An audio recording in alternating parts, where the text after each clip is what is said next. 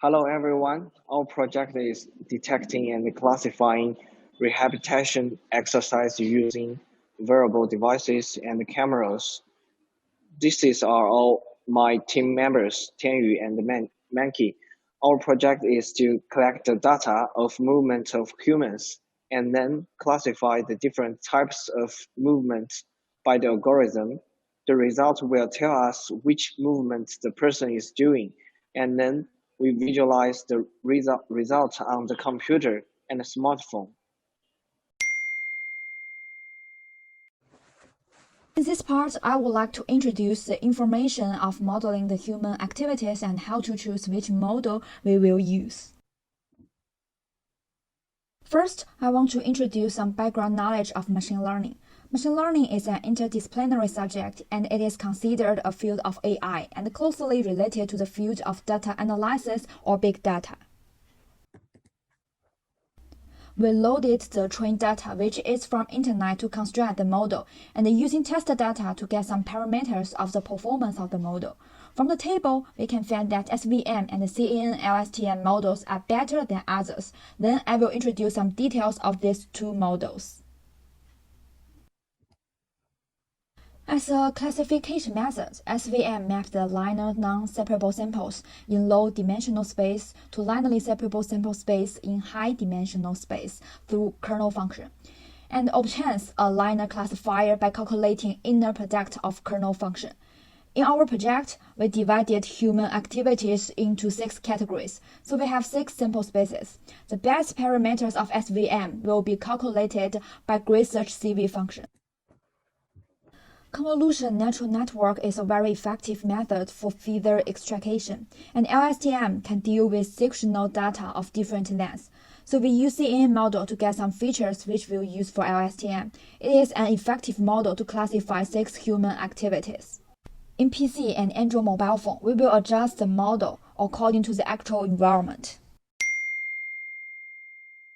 Firstly, we call the sensor in the mobile phone to collect 3-axis acceleration and angular acceleration. Then we use MP Android chart to plot the XYZ acceleration when we collect the data. The pre-processed part is divided into 2 parts. The first one is pre-processing acceleration data. 20 Hz low-pass filter removes noises, and 0.3 Hz low-pass filter extracts the gravity part. The second part is using 20 Hz low-pass filter to pre-process angular acceleration data. Then we connect Android app with the TensorFlow model to detect the movements. It can use different models to show the highest probability activity and probabilities of these 6 activities.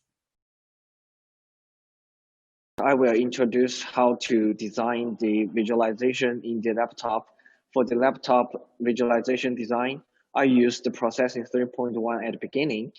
But however, because processing 3.1 cannot call the model of Python, and our model is based on the Python, so I changed to use Python to design the GUI. And in the GUI, there is a files load page to load different data files and models. When we click the load button, result page will be shown. In this page, there are 4 curves plot regions. 2 of them are used to plot original data and the filtered data from accelerometer sensors, and 2 of them plot the original data and filtered data from gyro sensors. And there are 3 buttons to control the curve and the result regions to show the probabilities of 6 different behaviors.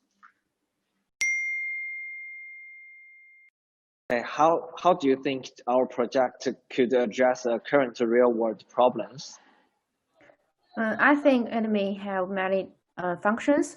If it is developed to detect falling down, it will do help in the medical care.